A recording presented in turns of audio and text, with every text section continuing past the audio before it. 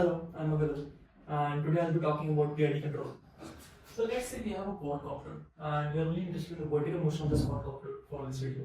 Now I use to design a controller which can make this quad hover at any given desired height h. First, let's assume that the quad hovers when the propeller speed is equal to u naught. So u naught is the hover RPM. If the propeller speed is greater than u naught, the quad accelerates upwards and vice versa. Now let's see how this quad reacts to a proportional controller. So if I have a proportional controller with the proportional gain Kp, my output ut, which is the propeller speed, will just be Kp times error. The error is nothing but the difference between the desired and the measured heights. So if the quad is hovering, ut will be equal to u naught, which is the hover RPM, and this will imply that when the quad is hovering, the error as a function of time is u naught over Kp.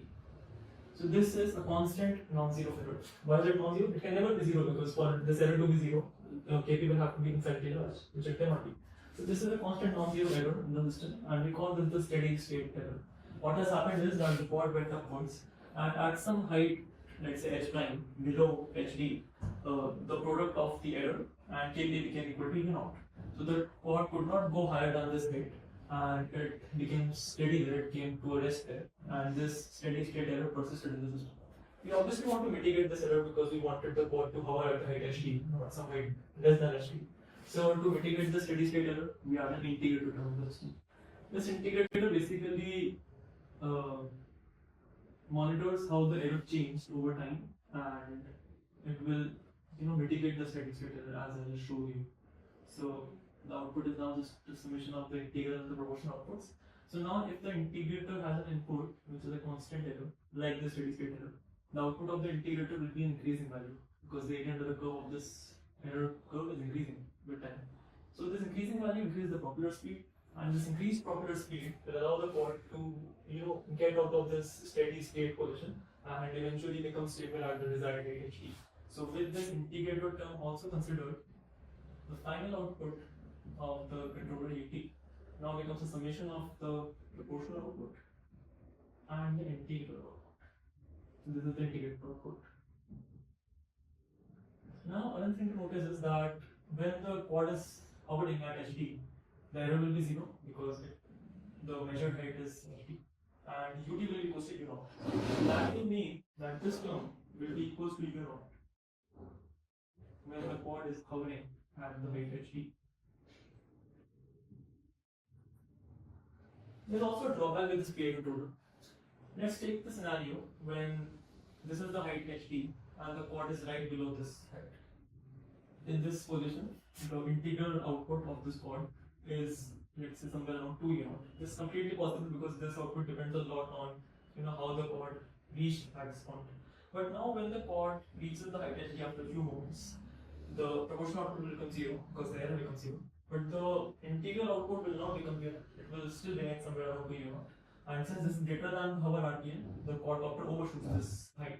So the error versus time curve of the quad in this case looks something like this. There's some oscillations, and then eventually the quad stabilizes at zero level. So we want to reduce the oscillations as much as possible because we want the quad to reach this height as soon as possible. To reduce the oscillations, we just introduce the last term in this controller, which is the derivative term. This term monitors the derivative of the error, the rate of change of the error, and it tries to predict how the error will look like in the near future. So if the quad is rapidly approaching this desired height, for example, that will mean that the error is decreasing rapidly, and this rapidly decreasing error has a highly negative slope, so the output will be also negative. This negative output reduces the propeller speed, and that makes sense because if you are rapidly approaching your target, you should start reducing your speed in advance to not overshoot it. So this will not completely remove the overshoot from the system, but it will reduce the overshoot from the system and make the quad stabilize much faster.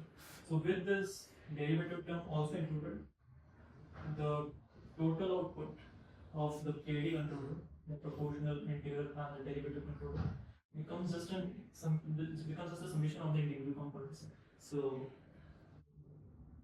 this was the proportional component, this is the integral component, finally this is the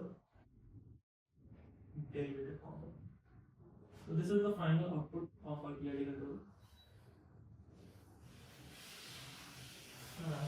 That was it for the basics of PID control. Thank you.